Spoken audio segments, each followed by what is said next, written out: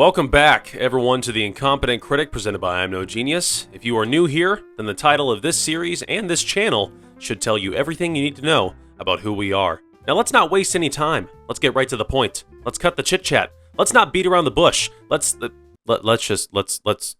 get to what we're talking about. Today, we are reviewing all 6 seasons of one of the most popular shows in television history, a show that drew in millions of viewers before things like Netflix and YouTube even existed. To put this in perspective, the show that I am talking about began just 6 months after Jesse Eisenberg invented Facebook alongside American accent Andrew Garfield. Sorry, my Prada's at the cleaners, along with my hoodie and my you flip-flops, you pretentious bag. That's right, people. We're going back in time, all the way to 2004. Back when NSYNC first broke up. Back when Tobey Maguire gave an Oscar-worthy performance in Spider-Man 2. And back when Conan O'Brien was still the host of Late Night on NBC. Those were simpler times. Anyways, the show that I'm referring to is Lost, brought to us by esteemed Hollywood creators Jeffrey Lieber, Damon Lindelof, and the man who destroyed Star Wars, and unintentionally allowed YouTube movie critic to actually be a legitimate profession in modern society, J.J. Abrams. Despite how popular Lost was at the peak of its powers, very few people actually talk about it nowadays. In fact, many in my generation don't even know what it is. No cap. What? No cap. What does that mean? It's what all my fellow Gen Zers say. Slay, FR, trauma, Genergy, 4-hour work week, quiet quitting. Look, the point is... I'm out of here. All right. I mean, just the other day, I was scrolling through TikTok and I came across an edit of some Lost characters, and there were people in the comments asking what show these characters were from. This show went from being one of the most popular shows of all time, drawing in millions upon millions of viewers, to being forgotten in less than 2 decades. But we'll touch more on that later. For now, I really want to emphasize how popular the show was, even when it first began. This show aired before streaming and binge watching were even a thing, and millions upon millions of people tuned in week after week to see what was going to happen. Every single episode was crucial to your watching experience, and you could not miss a single one. And honestly, when the show was in its prime, you never wanted to miss a single one. Lost is a prime example of appointment television, a concept that is all but non-existent in modern media. While there are many shows like House of the Dragon and The Last of Us who release new episodes on a week-to-week basis, there still really isn't any incentive to watch the episode as soon as it releases. I mean, if you aren't worried about having your show spoiled, then you can wait a day, a week, or even until the entire season is over to watch whatever episodes you want. TV shows nowadays have such easy access to all episodes in a given series, so even if you miss the premiere of a new episode, you always have the feeling that you can go back and watch it some other time. For shows like Lost all the way back in 2004, things didn't work that way. Episodes would release weekly on a Wednesday night at 9 p.m., and if you missed it or didn't record it, then you'd have to wait until the reruns came on to see what you missed. And if you missed the reruns, then you never knew when you'd be able to watch the next episode. This all worked out in Lost's favor. Every episode felt like essential viewing. With how many twists and turns the series packed in, the plot could change drastically from week to week, and people all over the country were heavily invested in it. Don't just take my word for it, the numbers speak for themselves, with Season 1 averaging around 18 million viewers per episode, which is insane even by today's standards. For me personally, I vaguely remember my parents watching the show when I was growing up, but I never really got into it until I was in my teenage years, and by that time, I could just binge the whole series on Hulu. And that's exactly what I did. I watched all 121 episodes of this series in about 6 weeks. I had a lot of free time back then. Go outside, nerd. Get out. Go. I ain't got time to be distracted by your worthless chime-ins. Go on. And that leads us to where we are today, with me breaking all of them down to you, the viewer. Isn't that so nice? I'll try to summarize everything to the best of my ability. If I miss anything, please let me know in the comments because I just love it when people call me out on my mistakes over the internet. Now let's get to Season 1. But before we do, make sure you are subscribed to the channel. We post awesome videos just like this whenever we find the time to do so you better subscribe or we'll find you. Season 1 of Lost is a darn good season. In fact, I'm pretty sure it's one of the greatest first seasons to a TV show there has ever been. That's right, I'm putting it right up there with the first seasons of shows like Breaking Bad, Game of Thrones, Prison Break, True Detective, Dexter, Fargo, Daredevil, Stranger Things, and Arrested Development. Oh my God! We're having a fire sale! Oh, the burning! It burns me! Evacuate all the school children! children! Ah! Oh, me! This isn't a fever! Sing, Gray! Can't even see where the knob is! That's high praise, I know, but it's very true. It's 25 episodes long, which is pretty lengthy even for TV shows back then, and it is a non-stop thrill ride all the way through. So let's not waste any time and get to the plot of this very crazy show. And I'm sorry if it's difficult to follow, this show can be a handful. The show depicts the lives of a diverse group of people stranded on a mysterious island in the South Pacific. They ended up on the island after their plane, Oceanic Flight 815, crash-landed there by mysterious circumstances. The survivors of the plane crash spend the first season trying to survive on the island, go figure, which keeps throwing random obstacles in their way. I'm talking about black smoke monsters, people rising from the dead, polar bears in tropical climates, underground bunkers, hidden civilizations, cripples walking, and a sequence of numbers that gives a person bad luck. For those of you who haven't seen the show, you may be starting to ask yourself, how do all of these things connect with one another? And more importantly, how do all of these crazy occurrences get explained by the end of the show? Well, I'll give you the biggest spoiler alert for the entire series. They don't! I'm sad to say, but the series mainly consists of things just happening to our characters, which leads the audience to ask more questions after each episode, but can be very confusing in the long run. But contrary to the complex lore of Lost, the characters on the show are very well thought out, and most of them have full satisfying character arcs by the end of the series. And with that, let's do a quick rundown of the main characters on this show. There are like 50 of them, so buckle up. Dr. Jack Shepard is a spinal surgeon in the real world, but on the island, he is the reluctant leader of our survivors, and many of them look to him for guidance. No, that thing was taking you down the hole, and you asked me to let you go. Hurt me. No, John, it was gonna kill you. I seriously doubt that.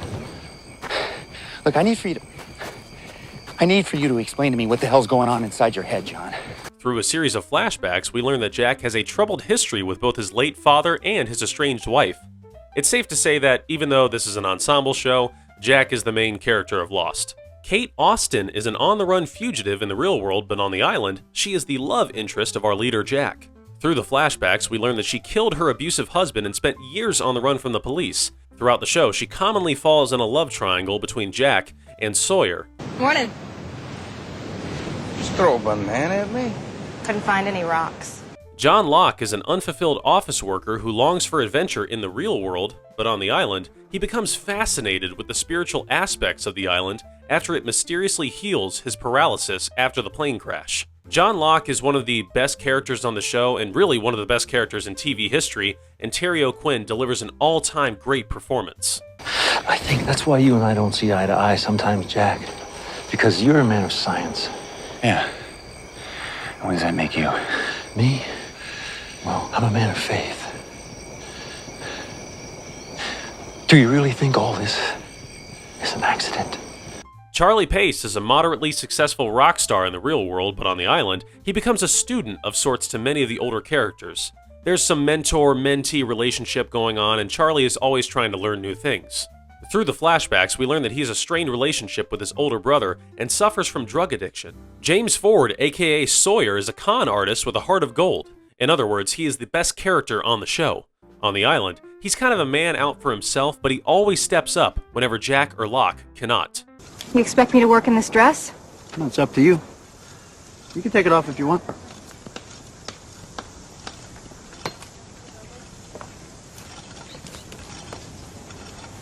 How dare you? Jin Soo and Sun Hwa Kwon are a Korean married couple in the real world. Jin was a Korean mob enforcer and Sun was the daughter of the crime boss. Their relationship experiences ups and downs on the island as secrets and revelations become uncovered. Saeed Jarrah is a radio and mechanical engineer who also has military experience in the Iraqi Republican Guard, a real Swiss Army knife of a human being. He also steps up as a leader for the group whenever Jack or Locke cannot. Hugo Hurley Reyes is without a doubt the comic relief of the show. We see more of his personal life as the flashbacks come along, but on the island, he is essentially the guy people come to if they just want to have their spirits lifted up. He's the fat, funny best friend. Dudes, listen. Our lives suck. Everyone's nerves are stretched to the max. I mean, we're lost on an island, running from boars and monsters, freaking polar bears. Michael Dawson is an estranged father to his son Walt. Michael lost a custody battle with Walt's mother, but after she passed away, Michael became the legal guardian. Walt stays with me. Whoa! Walt! Whoa! Whoa! Whoa! Whoa! Whoa! Claire Littleton is a pregnant woman who is also a love interest for Charlie.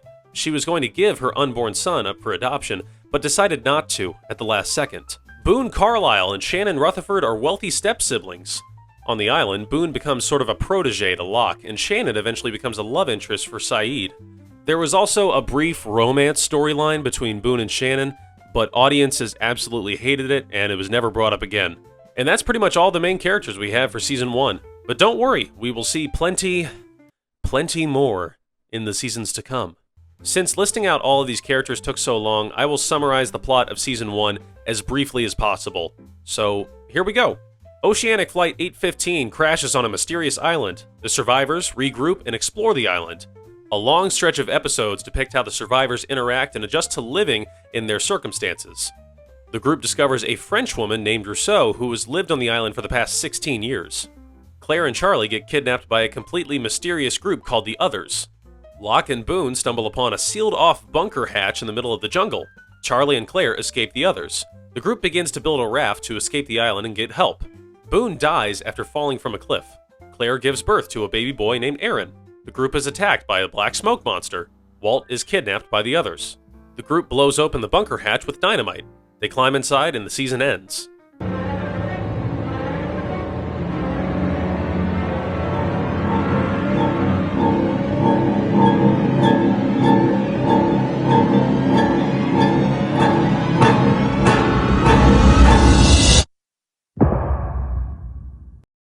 Goodness, that was a lot.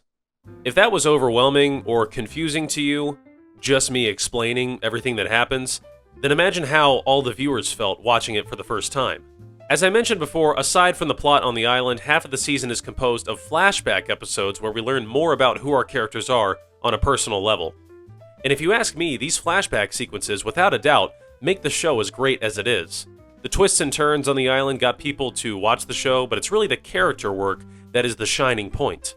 I won't talk about all the flashbacks for every single episode because that would take an eternity, but I will talk about some of my favorites, and least favorites. Despite me saying that the best character on the show is Sawyer, the real best character in the show is John Locke. Sawyer has some good flashback episodes where we learn about his traumatic childhood and his dealings as a con man, but Locke has, without a doubt, the best flashbacks in the entire series. The first Locke-centered episode was one of the best reveals in the history of television. In episode 4, we learn that, before crashing on the island, Locke was paralyzed from the waist down and couldn't walk. I can't keep the bus waiting any longer. It isn't fair to the other people. Don't talk to me about fair! Hey, don't you walk away from me! You don't know who you're dealing with! Don't ever tell me what I can't do, ever! This is destiny. This is destiny. This is my destiny. I'm supposed to do this, damn it! Don't tell me what I can't do! Don't tell me what I can't... But after the plane crash, Locke regains feelings in his legs and believes that the island has magical powers. And to be fair, he's not wrong. Locke's whole character from this point forward is all about discovering more about the island. Though while the first season packs in a lot of great character development with these flashbacks, there are some stinkers along the way. One of which being Michael's character. Now, just as a disclaimer, I am not disparaging Harold Perrineau's performance in this show. He's a great actor. But the writing of Michael's character is just very bland. Here's all of the storylines throughout Season 1. I'm having trouble connecting with my son. We have to get off the island. It's not safe for my son. I don't trust you. Stay away from my son. And that's it. Stay away from my son. I'm gonna get back my son. They took my son! Apparently, the writers intended for Michael to be in a love triangle with Jin and Sun, but audiences ended up loving Jin and Sun so much that they scrapped the idea. And as a result, Michael doesn't have a lot to do. But all in all, Season 1 is great. From the 2-part pilot to the 3-part season finale, the show pulls you into the world and does not let you go. Basically, every episode ends on a cliffhanger and keeps you coming back for more. The characters are great, the plot is very interesting, and it keeps you asking questions. Great opening season. Now let's get to Season 2.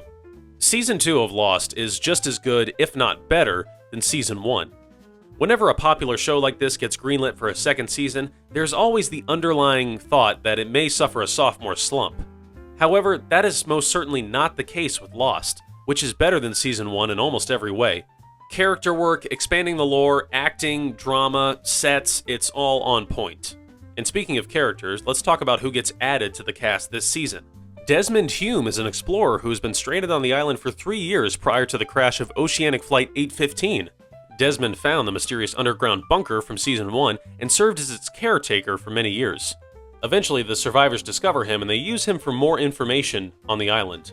He also has a long-lost love interest named Penny Widmore, and we'll talk about her later. Ana Lucia Cortez is a former cop and the leader of a separate group of survivors to Oceanic Flight 815. The tail section of the plane landed on the opposite side of the island, and a smaller group of people had been living on their own for some time. This character is basically just Michelle Rodriguez being herself. Strong, beautiful, don't take no crap. That's her whole thing. How about you put your money where your mouth is? Well, how about I race you for that sweet little ass? You want ass, why don't you hit Hollywood Boulevard? You want an adrenaline rush? It'll be too large. Right here, right now. She's also kind of a love interest to Sawyer for a little bit. Mr. Echo is a Nigerian drug smuggler posing as a Catholic priest. He is, without a doubt, the strongest member of the group, and eventually goes through a spiritual journey on the island. And not to mention, he's also my dad's favorite character. Shout out Clay. Libby is another survivor from the tail section, and was a mental health patient for some time in the real world. She is also a love interest for Hurley on the island. We also meet a mysterious man who calls himself Henry Gale.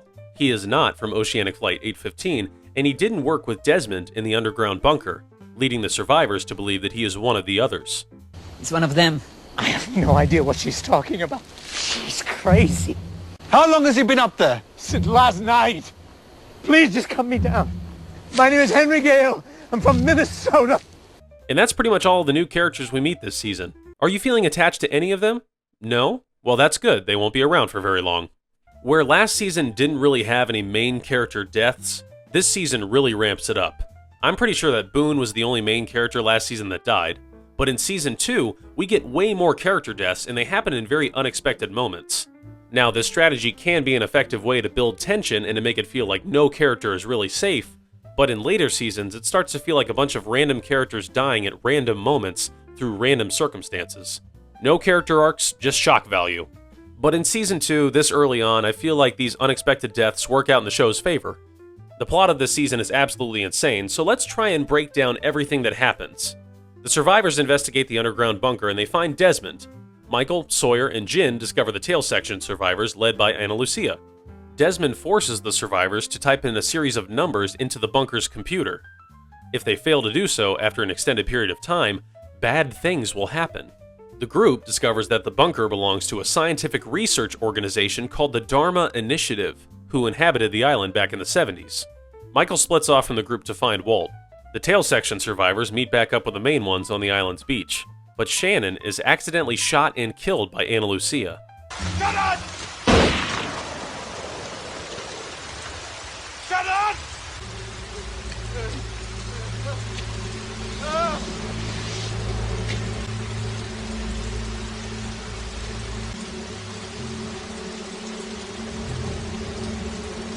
The group discovers more Dharma stations throughout the island. Charlie begins having visions, but everyone assumes that he is taking drugs again. Russo and Saeed capture a man named Henry Gale, who they believe to be one of the others. Sun discovers that she's pregnant, but the baby is not Jin's, because Jin is infertile. When it comes to 2-year-old AJ, Collins, you are not...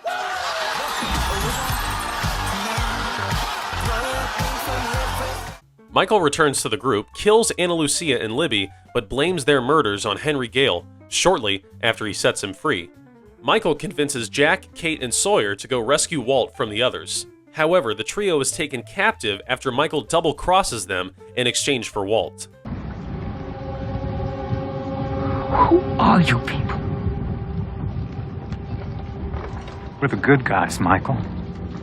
Desmond discovers that he inadvertently caused the crash of Oceanic Flight 815 after entering the numbers into the bunker computer too late. Locke traps himself, Mr. Echo, Charlie, and Desmond in the bunker and doesn't input the numbers into the computer on purpose. Shortly after, the hatch explodes. All we really need to survive is one person who truly loves us. And you have her. I will wait for you. Always. I love you. I love you, Penny. You see what I mean? The plot is insane, and it only gets harder to understand as the series goes along. Quick sidebar here. You know how when people are in a conversation, one person will ask a question and the other person usually replies with an answer? It's common practice. However, there are many times when a person asks a question and the other person answers that question with another question.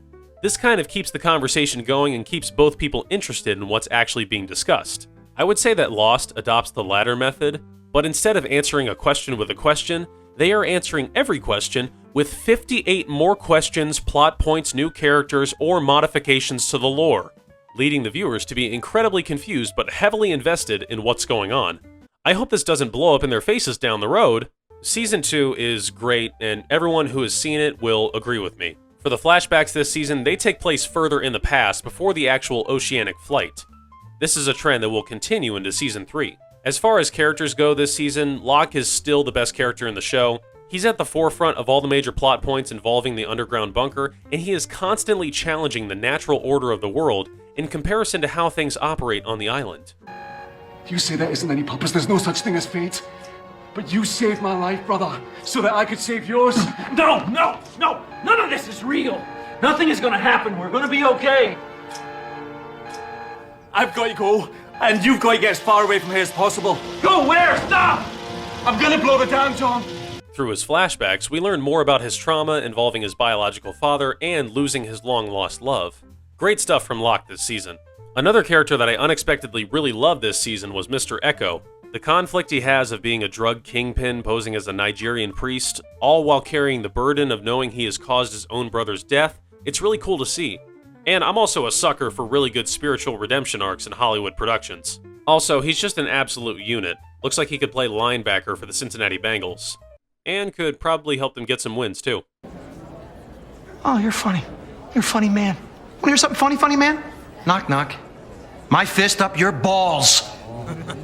Who's there? Anyway, Season 2 is great, but unfortunately, some cracks begin to open for this show from this point forward. So let's get to Season 3. As I quite literally just mentioned, Season 3 is when Lost starts to go downhill. Now, it's not a steep drop-off by any means. This season is still pretty good. It's not like Game of Thrones Season 8, where the whole thing comes crashing down. It's more of a gradual decline in quality. I'd actually compare the quality of Lost to that of The Walking Dead.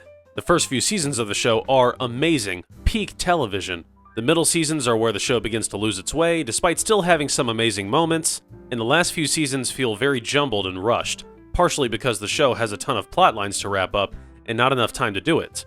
And in the case of Lost, we know that instead of nicely wrapping up plot lines, the writers decide to cut them off entirely or never wrap them up at all. I'll explain what I mean later. All of the surviving main characters return for this season, except for Michael and Walt, who escaped the island at the end of Season 2. When I first watched the show, I found it really weird that Michael just betrayed the main group and then just left the island on a speedboat. Number one, I feel that Season 3 would have been a really good time to explore the emotional turmoil that Michael would have been undergoing after betraying his friends. And number two, leaving the island by way of speedboat seems kind of easy, given how impossible it has seemed up to this point to escape the island. But nonetheless, no Michael and no Walt this season, but we will see them again. This season, we get our usual dose of new main characters to introduce us to another aspect of the world. For this season, we meet the Others. Now, I understand that we have been introduced to them before in the show, but this is really the first time we learn who they are. Tell me, you go over a man's house for the first time. Do you take off your shoes? You walk in the kitchen and eat food that doesn't belong to you? Open the door to rooms you got no business opening? This is not your island. This is our island. And the only reason you're living on it is because we let you live on it. We find out this season that on this apparently deserted island with mysterious and dangerous creatures, the Others have been living a life of comfort in a suburbia-type paradise. It turns out the group is not a bunch of bloodthirsty savages, they're just a bunch of regular people living out their lives in secrecy on the island. This season we also learn that Henry Gale is really named Ben Linus, and he is the leader of the Others. His late father worked for the Dharma Initiative when they inhabited the island many years ago, but eventually Ben staged a revolt against the Dharma Initiative and took control of the island.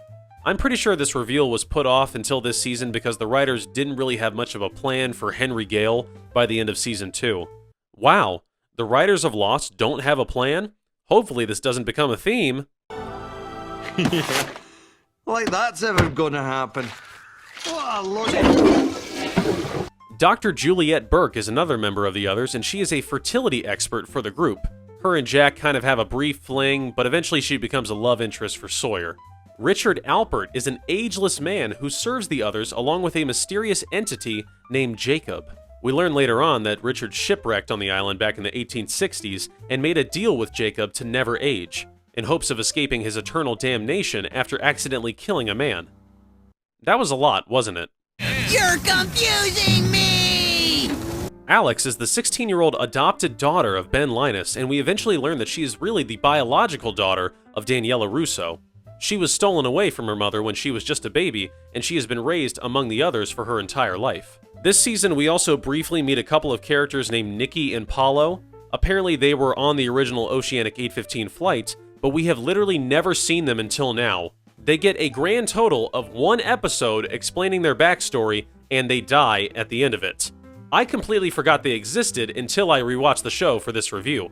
They do not matter, and I will not mention them again. Honey, look around you. To everyone here who matters, you're vapor. You're spam.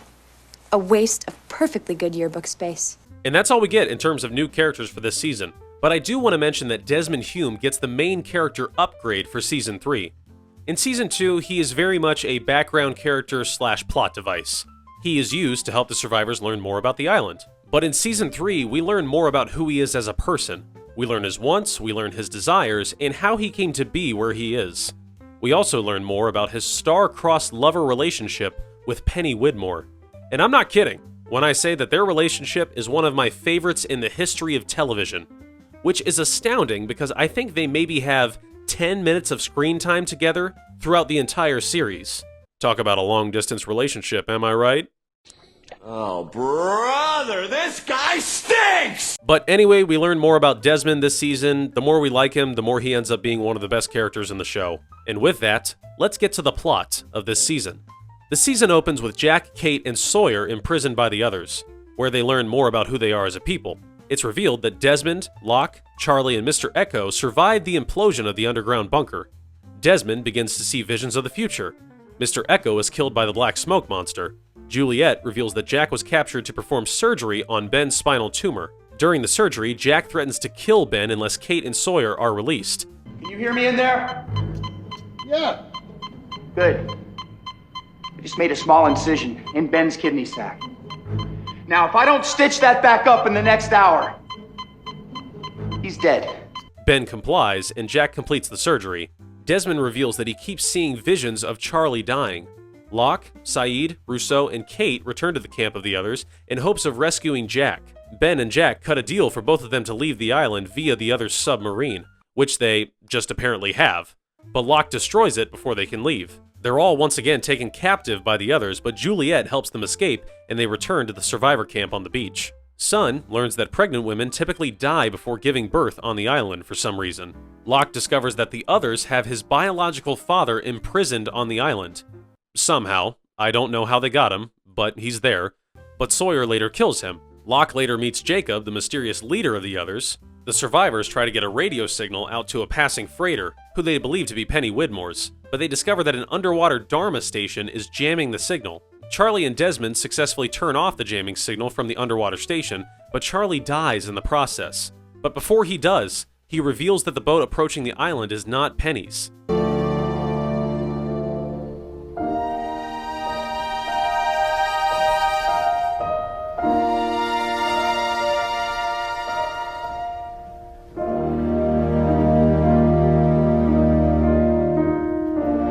The survivors then discover a group of castaways who end up on the island's beach. And that's what happens this season. Now let's talk about the flashbacks. The flashbacks this season are definitely a step down from the previous two. As I mentioned before, we got a full filler episode about 2 characters who are introduced and killed off in the same episode. I'm not sure why they even bothered spending time on their characters at all. Well, yeah, I mean, why wouldn't they be? Exactly, that's what I'm saying. Yeah, but why even bring that up? You don't bring it up, you just let them in. So why mention it? No one will. So why are we talking about it? You're talking about it. Another stinker episode was when, through flashbacks, we see how Jack got his tattoos in Phuket. I'm sure that there were tens of people who were really wanting a backstory as to how Jack got his tattoos, but I'm not one of them. With this season, the flashbacks as a whole feel really pointless, and they just seem like they're treading on tired ground. And that is what makes the final episode so great. You see, in the season finale, we follow Jack through a series of what we believe to be flashbacks. We see how depressed he is, we see him almost take his own life at one point, and at the very end of the episode, we see him make a call to meet someone at the airport. Now, as a viewer, we just naturally assume that this is Jack being depressed over his divorce, and he's meeting his ex-wife at the airport. But that's not the case. The car pulls up and Kate steps out. Jack and her talk about the island, and the episode ends with Jack saying, "We have to go back," over and over again. We discover that this whole episode hasn't been flashbacks, they've been flash forwards. And eventually, Jack and Kate were rescued from the island. Pure cinema. We're not supposed to leave. Yes, we were. We have to go back, Kate. We have to go back! This reveal is so good, and once again, it keeps the viewers interested in what will come for the next season. How did this happen? How did Jack and Kate get off the island? What is going on here? And to be honest, this twist actually makes people think that the entire season is great, but in reality, the season is pretty average overall. I understand that exploring and humanizing the others was a subversion of expectations, but I'm not sure if it was a good thing in the long run. But anyways, that's all for Season 3, and if you can believe it, Season 4 gets even crazier, so let's move on. Season 4 of Lost is when the show stops messing around and actually starts working towards a meaningful conclusion for the dozens of plot lines it has been setting up. Kind of. This season really takes a deeper dive into the lore of the island and the shady organizations that have been terrorizing our heroes. We learn more about the Dharma Initiative and how they came to be on the island, and we get a much deeper dive in Season 5. The others were pretty fleshed out in Season 3, but we spend Season 4 learning about who Ben and Juliet are on a personal level. We get a couple of flashback episodes in their favor. And most importantly for this season, we learn of a man named Charles Widmore, the father of Penny Widmore. And with that, let's talk about the characters for this season. Charles lived on the island as the leader of the others for many years, but he was eventually banished from the island. After leaving, Charles only ever wanted to go back, and he has been looking for the island ever since. The freighter that we saw at the end of Season 3 really belonged to Charles and was filled with mercenaries hired to capture Ben and kill all of the other island inhabitants. Daniel Faraday is a wimpy physicist hired by Charles to help him locate the mysterious island. Once there, Daniel reveals to the survivors how the island has capabilities that allow it to move through time and space. People assume that time is a strict progression of cause to effect, but actually, from a non-linear, non-subjective viewpoint, it's more like a big ball of wibbly-wobbly, timey-wimey stuff. Miles Strom is a sarcastic and hot-headed medium hired by Charles. Miles was brought onto the team to communicate with past residents of the island beyond the grave. Charlotte Lewis is a cultural anthropologist and is also in the employ of Charles. Throughout her time on the show, she begins having unexplainable diseases brought on by the island and eventually develops a relationship with Daniel. Frank Lapidus is a helicopter pilot from the freighter and comes in very handy for our heroes later on. Martin Keamy is the evil mercenary leader hired by Charles to capture Ben and kill anyone who gets in his way. This was my introduction to actor Kevin Durand, and I love him so much, so this character is already awesome to me. What a wonderful day! Keamy has frequent run-ins with our heroes, but his ending is kind of stupid. And that's all the new characters we get for Season 4, but we do get an old one as well. A couple of episodes in, it's revealed that Michael has got a job working on the freighter to find a way back the island. This season really explores the inner conflict that Michael has over betraying his friends and losing his son for a second time. It would have been nice to get this in Season 3, but who cares? His storyline doesn't go very far and also ends pretty stupidly. And with that, let's get to the plot of Season 4. Desmond informed the groups that Charlie is dead and the freighter is not Penny's. Our heroes split up into two groups led by Jack and Locke. Our heroes capture Daniel, Charlotte, and Miles. Saeed and Desmond force Frank to fly them out to the freighter. Desmond's consciousness begins jumping back and forth between past and present. I love these episodes so much, it's like an episode of Quantum Leap. This is a mistake, right? I don't know these people. Oh, no. I don't know these people. I understand. No, but this is wrong. I'm not supposed to be here. Riley! Russo is shot and killed by Keamy, and Alex is taken prisoner by the mercenaries. The mercenaries attack Locke's group. Kimi kills Alex right in front of Ben. The black smoke monster shows up and kills Kimi, allowing Ben and Locke to escape. Desmond is able to contact Penny and she begins to travel to the island to rescue everyone. Claire disappears from the group after she sees a vision of her dead biological father, who was also Jack's father, Christian Shepherd, making him and Claire half-siblings. Kate begins to care for Aaron after Claire disappears. Locke, Ben, and Hurley are informed by Jacob that they have to move the island through time and space to prevent the mercenaries from taking it. Ben surrenders to the mercenaries to avoid all the bloodshed, but our heroes free him and kill the mercenaries. Our heroes blow up the freighter and kill everyone on it, including Michael. However, while Jack, Kate, Aaron, Saeed, Hurley, Sun, Desmond, and Frank are in the waters off the island, Ben and Locke turn a giant wheel beneath the island's surface, causing the island to disappear from the present day. I know that sounded weird, but we're gonna keep going. Ben leaves the island after he does this, and Locke becomes the new leader of the others. Jack and company are then rescued by Penny Widmore and are taken back to civilization. Once they arrive, they become celebrities in the public eye. Geez, these plots can be a lot. Now that that's over, let's talk about what I think is the most crucial aspect of this season, the flashbacks. Or really, the flash forwards. As I mentioned from last season, the Season 3 finale ends up being a flash-forward episode instead of a flashback. This season does have some flashbacks in many episodes like past seasons, but the majority of the episodes this season contain flash-forwards, depicting the lives of those who were rescued by Penny and got off the island. I really like this storytelling approach because it throws a new wrinkle into the plot on the island. Before, it was nice to have flashbacks to learn more about our beloved characters, but they never really got a whole lot of stakes. Now, in these flash forwards, we see our characters become completely different people after leaving the island, and in a show that keeps the viewers guessing, we really have no idea what could come next. My favorite character from this season is probably Jack.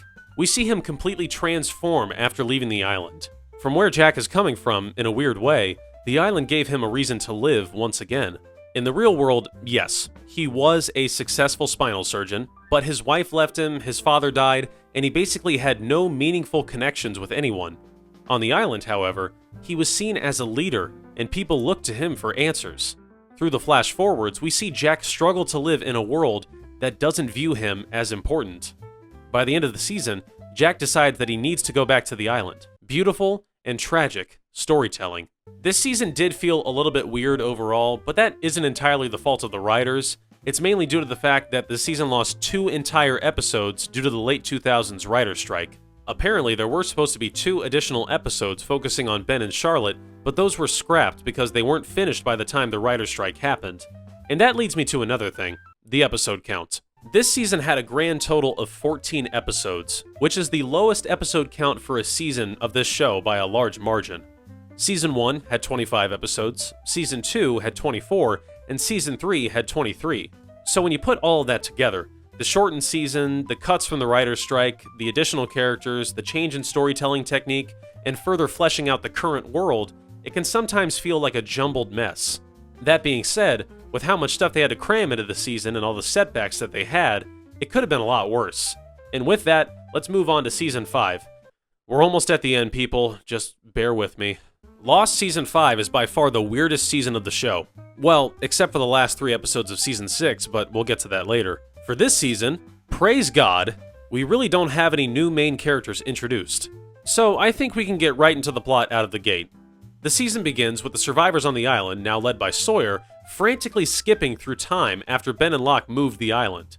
Jack and Ben begin to reunite those who escaped the island at the end of Season 4 so they can all return once again. Sawyer and the island survivors are teleported back to 1988, where they are attacked by the black smoke monster. Charlotte becomes very sick and dies unexpectedly. Locke turns the big giant wheel beneath the island one more time and freezes the survivors in the year 1974, where they join the Dharma Initiative and become high-ranking members over time. Locke leaves the island and is killed by Ben in the present day. In hopes of getting back to the island, Jack and the other survivors board another commercial plane, and after a flash of white light, Jack, Kate, Hurley, and Saeed are transported back to the island in the year 1977, where they are met by Jin. Ben, Sun, and Frank are mysteriously left in the present day. Locke, whose dead body was on the plane, is seemingly brought back to life after crashing on the island. Sawyer's group is reunited with Jack's group. Sawyer and Juliet reveal that they have fallen in love with each other over the 3 years they spent together in 1974. Sawyer arranges for Jack, Kate, and Hurley to join the Dharma Initiative, but Saeed is taken as prisoner, as he is believed to be an other, but he is freed by 12-year-old Ben Linus. In the present day, Ben and Locke travel to be judged by the Black Smoke Monster after letting his adopted daughter Alex die. In 1977, Daniel makes plans to change the future by detonating a hydrogen bomb at one of the Dharma stations. Your friend Faraday said that you were from the future. Dude, that's ridiculous. What year were you born? What year? 1931. You're 46? Yeah. Yes, I am. So you fought in the Korean War? There's no such thing. Who's the President of the United States? All right, dude, we're from the future. Sorry. However, Jack, Kate, and Daniel get into a gunfight with Dharma soldiers, and Daniel is shot and killed. In the present day, Locke reunites with Richard and the others, and he informs them of his plot to kill Jacob. Ben and Locke travel to where Jacob lives, and Locke manipulates Ben into killing Jacob. Then, it is revealed that Locke is actually an imposter. Someone, or something, has possessed his dead body. You mean he's an imposter? It would appear so. In 1977, Jack and the group continue with Daniel's plan of detonating the hydrogen bomb, in hopes that it will prevent the original Oceanic Flight 815 crash from ever happening. The plan goes wrong and Juliet is killed in the process. The bomb detonates and the screen flashes white. End of Season 5. Do you guys remember when this show was just about a bunch of survivors on an island, you know, trying to live? Yeah, me neither. Season 5 is a wild ride. If the mythology of the island wasn't confusing before, it definitely is after watching this season. It's kind of funny, honestly. The more that the writers of this show try to clear things up and answer questions, the more confusing it actually becomes.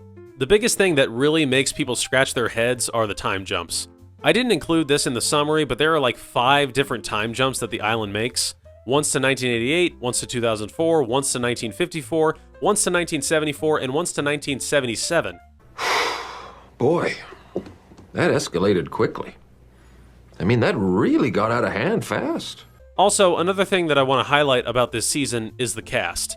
I'm not really talking about the main cast because all of those guys had the same level of quality all throughout the years.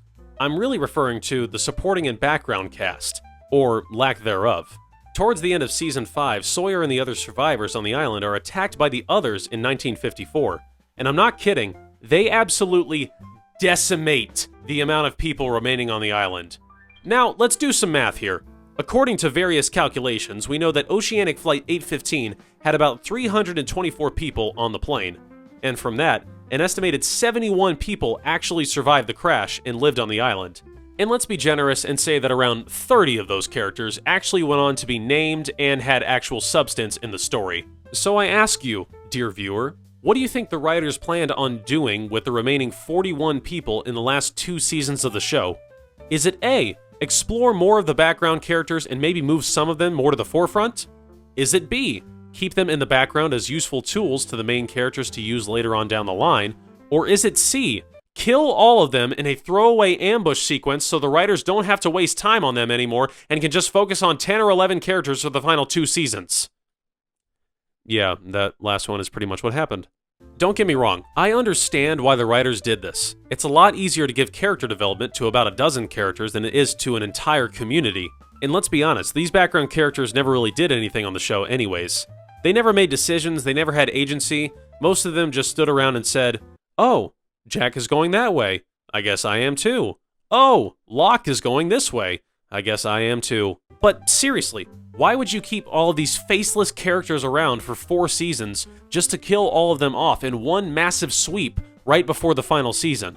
It would have made more sense to kill off chunks of them gradually over seasons. I mean, the island that they are living on contains polar bears, smoke monsters, evil organizations, and hostile natives. It shouldn't be that difficult to kill characters in a place that is more dangerous than real-world Australia.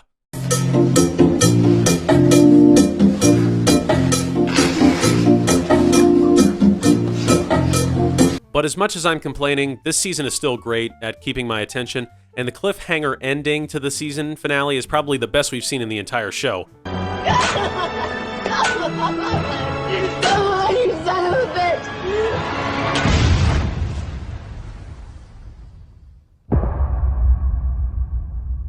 And with that, let's end this, people. Season 6 of Lost is not a good season. Well, it's really ruined by the ending, but, we'll get to that. Season 6 of Lost is a subpar season. Everyone who has seen this show definitely saw this coming, but Lost does not have a very good ending. And there's a reason for that. After spending 5 years endlessly kicking the can down the road, the showrunners actually had to craft a satisfying ending to this incredibly complex world. And suffice to say, they failed. But also at the same time, they succeeded. Now, I know it's not very popular to do nowadays, but we gotta take a look at what the critics thought of the final season of Lost. Season 6 has a 69% on Rotten Tomatoes. Which is just slightly above average in terms of quality, but is the lowest score out of any season on the show. For comparison's sake, Season 1 had a 96, Season 2 had a 100, Season 3 had a 75, Season 4 had an 89, and Season 5 had a 92. So pretty much all of the critics agree that the first 5 seasons were great, but the final season leaves much to be desired. In the first 5 seasons, we had a ton of questions, we had intrigue, and we had great character development. In Season 6, all of that had to be concluded in only 18 episodes. As a result, the answers we ended up getting left us with more questions than before, and the meaningful conclusions that we had weren't all that meaningful in the grand scheme of things. We learned the most about the island this season, and the writers try to provide us some extra context as to why everything on the show took place. But in the end, they either didn't wrap up plot points nicely, or they just didn't address them altogether. But we'll talk about that later. For now, let's get to the new characters this season, because of course, there are some new characters introduced in the final season of the show. Why wouldn't there be? Jacob is a character we have technically met before, but we actually learn who he is in this season. In fact, we learn everything about who he is, his plan, and what the island represents, all in one giant flashback episode. That episode is the third to last episode in the series and is titled Across the Sea. This episode is one of the worst in the entire show, and I'll explain it after we talk about the other character we learn about, the Man in Black. Let me see you just bounce it with me, just bounce with me, just bounce it with me. Come on, let me see you just slide with me, just slide with me. The Man in Black is an unnamed character who we learn is the twin brother of Jacob. Jacob is the protector of the island, and the Man in Black represents pure evil. Jacob and the Man in Black grew up together on the island with their adopted mother, the former protector of the island, who apparently killed the biological mother of Jacob and the Man in Black. After learning this, the Man in Black kills their adopted mother, but as revenge for that, Jacob tries to kill his brother by throwing him into the island's core, but instead of killing the Man in Black, it transforms him into the black smoke monster that has been terrorizing the island since Season 1. A couple of thousand years later, as shown by the 9th episode in the season, Jacob reveals to Richard that he is the representation of pure good in the world, and the Man in Black is pure evil. Think of this wine as what you keep calling hell. There's many other names for it too. Malevolence, evil, darkness. And here it is, swirling around in the bottle, unable to get out, because if it did, it would spread. Cork is this island. And it's the only thing keeping the darkness where it belongs. He says that the Man in Black wants nothing more than to escape the island and release his evil on the rest of the world. But as long as Jacob, or someone like him, is still alive, then he cannot physically escape. Jacob and the island are the only things preventing pure evil from being released into the rest of the world. Which is kind of dumb, since evil, still exists in the world outside of the island. But who cares? Jacob also reveals that he has been secretly pulling the strings of our characters for their entire lives, and he brought them all to the island in the first place. Why? Because Jacob knew that he was going to die eventually, and he believes that all of them are worthy candidates to take his place as protector of the island. Long story short, Jacob good, but dead, looking for replacement, Man in Black bad, wanting to escape. I don't mind all of this backstory, but I wish it wasn't provided to us all within one episode. It seems kind of lazy. And with that, let's get to the plot of Season 6. And this one is going to be the hardest to explain. So the hydrogen bomb from the finale of Season 5 goes off, and we basically see two realities. One, where the crew from 1977 is teleported back to present day on the island, and another one where the Oceanic Flight 815 safely lands at LAX, and all of our characters live their lives. So to do this as organized as possible, we're going to do these plots one at a time. I hate to tell you, girl, but I'm only quitting one thing at a time. Now let's start with the plot on the island. The bomb goes off and all of our survivors are reunited in the present day. Locke reveals that he is really the Man in Black possessing Locke's dead body. The Man in Black temporarily recruits some of our heroes, Saeed and Sawyer, to help him in escaping the island. Charles Widmore is discovered on the island with a team of scientists. Our survivors learn of Jacob's plan to replace himself as protector of the island. Sun loses her ability to speak English. Charles captures Desmond, brings him back to the island, and tortures him with electromagnetic energy. As a result, Desmond can seemingly look into the other reality where the plane successfully lands. Jack and Sawyer devise a plan to leave the island with the rest of the survivors on Charles' submarine and leave the Man in Black trapped on the island, but that plan fails. As a result, Saeed, Jin, and Sun all die. Jin, you have to go. No, I can do this. No, no, you can't. Please go. I won't leave you. 당신하고 같이 있을게. 다시는 떠나지 않을 거야.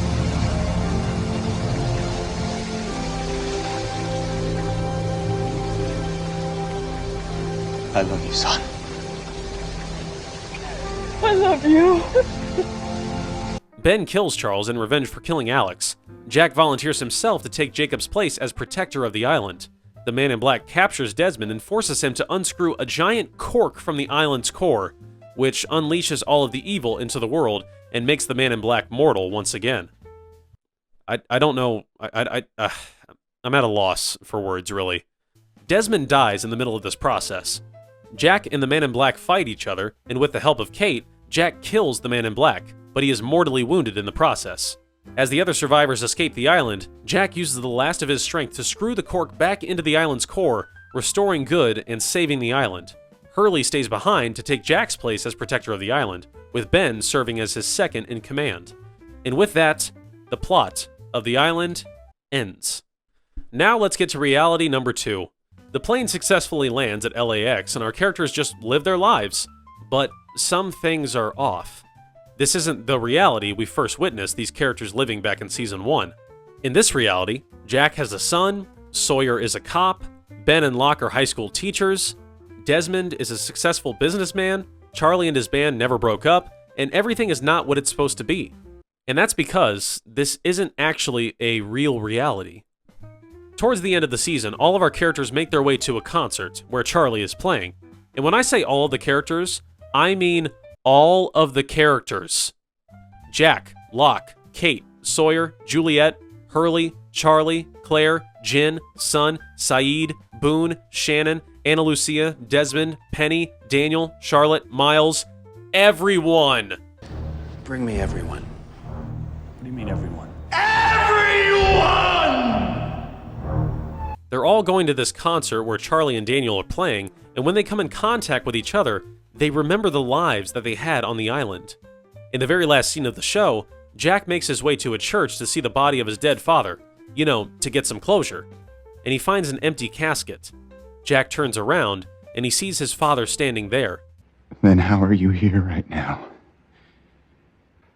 How are you here?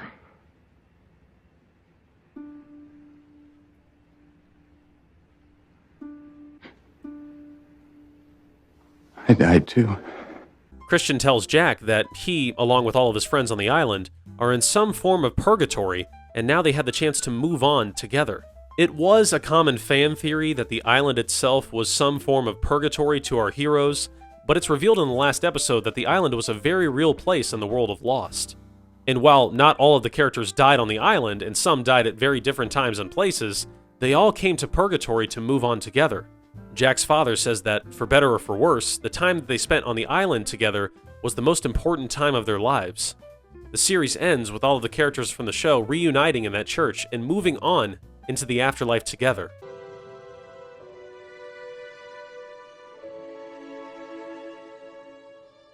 So now, let's get back to what I was saying before. about how this show does not have a very good ending, but also does at the same time.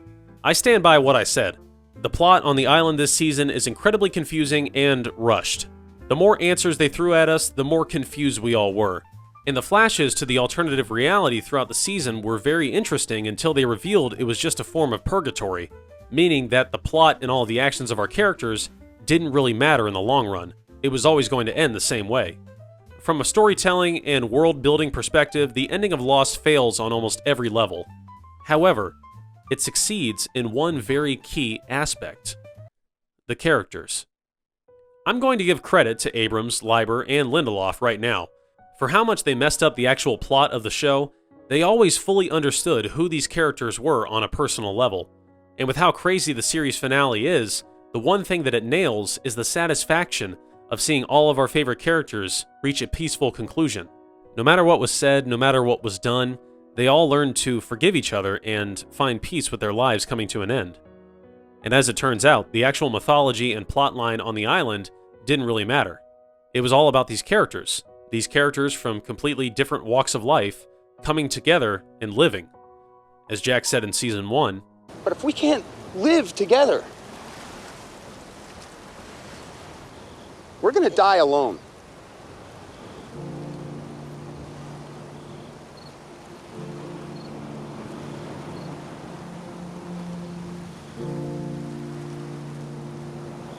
and that's exactly what they did. Every single one of them lived with and for each other. And at the end of it all, none of them were alone. And that is a good thing to think about. So at the end of the day, what is the lasting legacy of Lost? Is it a story about a complex world of twists and turns? Is it about the relationships between complex characters? Is it about accepting that all life on Earth comes to an end? Well, I think it's a bit of all three. When it comes to the world, let's all be honest, the constant twists and turns and the mysterious elements of the island are what got us coming back after each episode. Every time we got a cliffhanger ending and that black screen with the show's title suddenly appeared with a big boom, we were all planning on tuning into the next episode. We all had questions and we wanted to know more about the world, but at the end of the day, the answers we got to our questions weren't all that satisfying. When it comes to characters, putting it lightly, they nailed it. Locke, Sawyer, Jack, Kate, Ben, Desmond, and Saeed are all standouts. Pretty much all of them had satisfying conclusions to their character. Did they all have complete character arcs on the island? Well, no. A lot of them were killed off before they had a chance to really grow as people. But when it's all said and done, these characters meant the world to each other, and they got to move on into their next life together after they all passed. A lot of people compared the ending of Game of Thrones to the ending of Lost, and I disagree. Where the ending of Game of Thrones failed on basically every level, Lost was able to succeed in some areas. And the most crucial thing that led to the downfall of Game of Thrones is that the writers absolutely butchered the characters in favor of wrapping up a story that needed at least 2 or 3 more seasons to feel satisfying. In a similar sense, Lost also had a very rushed ending, but rather than spending the rest of the limited time they had on wrapping up their complex plot, they decided to focus on the most important aspect of the show: characters. Giving the characters a satisfying conclusion is the most important part of any show ending. Take Seinfeld, for example. Even though the characters were despicable people and deserved to be in jail, people really disliked the ending because their favorite characters had an underwhelming conclusion. And even though Lost just ended with all of the characters being dead, it still feels like a very happy ending for them. And when it comes to all of the characters accepting that life on Earth is temporary, I think it's executed pretty well, even though I'm pretty sure it was just included because of all the fan theories that the island was purgatory. Do I wish that the actions of our characters in the alternate reality actually mattered in the end? Sure. But at the end of the series, I just had a gut feeling that all of my favorite characters were at peace. And that's really all I want for an ending to a show like Lost. And now, we've come to the end of this episode. And so, I think it's only fitting to end in the same vein as Lost. Abruptly. Subscribe. Goodbye. Everybody loves my baby, but my baby knows